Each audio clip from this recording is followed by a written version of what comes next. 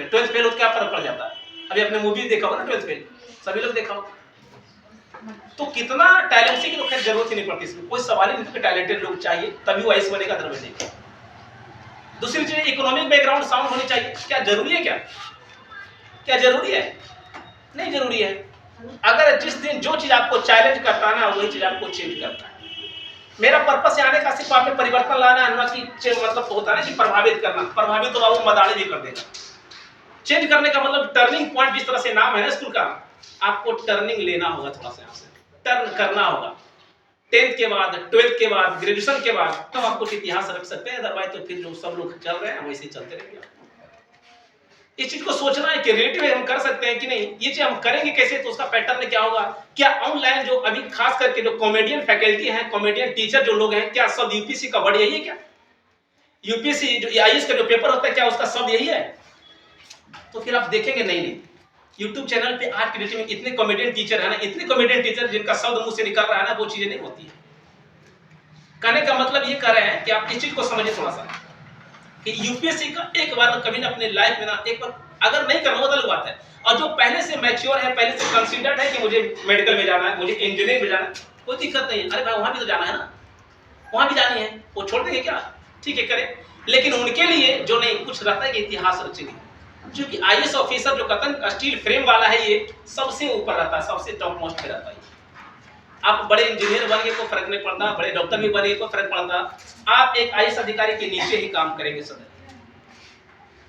वो जो constitutional power उसके पास दिया गया है, जो डिग्निटी उसके साथ जुड़ा हुआ है, वो किसी मेडिकल ऑफिसर, किसी मेडिकल डॉक्टर या कोई इंजीनियर के पास वो नहीं होता। कोई भी इंजीनियर उसके नीचे ही रहेगा।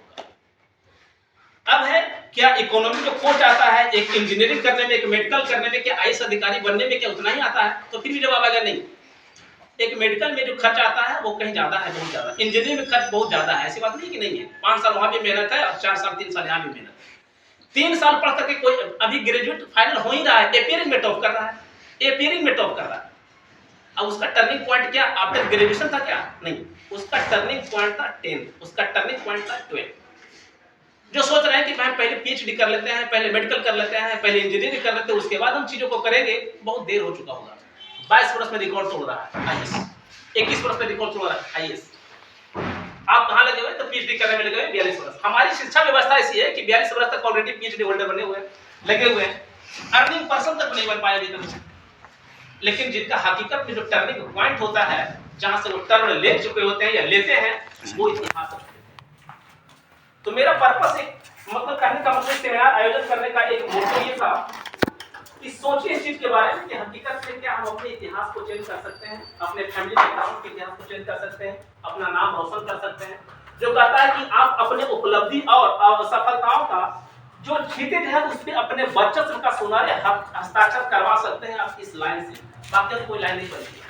जनरल के लिए चाहे जो नीचे तबके के लोग हैं, डिप्रेस्ड क्लास सोसाइटी है, जो नीचे तबके के लोग हैं, जो क्लास कहने का मतलब कास्ट में थोड़ा सा नीचे है, अब उनको भी अपनी इतिहास बदलने का एक मौका देता है हमारा कॉन्स्टिट्यूशन। और वो संविधान किसके माध्यम से आ रही है? तो वो संविधान के माध्यम से आ रही है, और वो संविधान ही आपको ये अधिकार भी दे रहा है, सबकी समानता है।